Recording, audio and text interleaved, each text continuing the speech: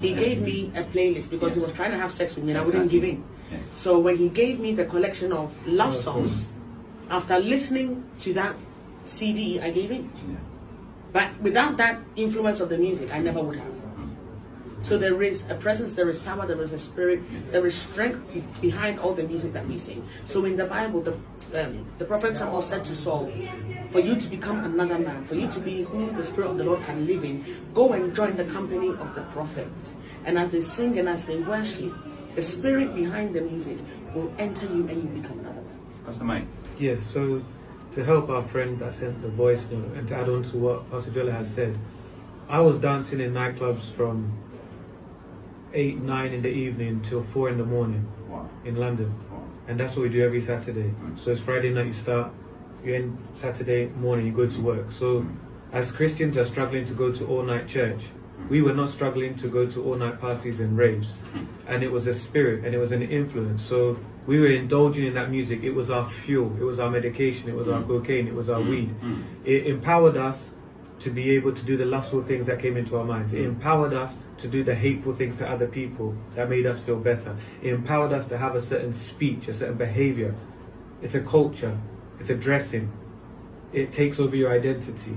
So when I first came to church, everything about the music was boring.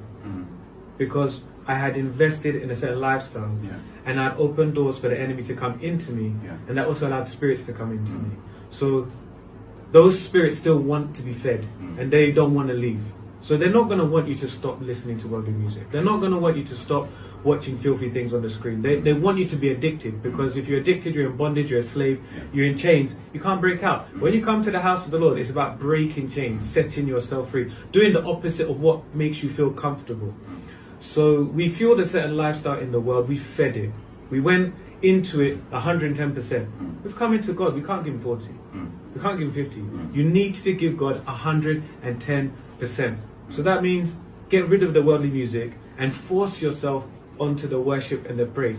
The vibe you gave us when we just got here, no one can sit in our chairs. We're all bouncing, we're all bopping. Because we can feel the presence, we can feel the power, we can feel the joy. It comes with the lifestyle. We want it, we want to fuel it. So she has to be intentional. Pastor John and I were just speaking about when we were in the youth group back in the day. We go through each other's phones. We take out what shouldn't be there. At that time we were listening to CDs. We would bring our CDs to youth group. Now no one really uses a CD. But we were vibing with CDs, worldly ones. The Tupacs and Snoop Dogg and Mary J. Blige and Puff Daddy and all these guys. But we'd come to youth group and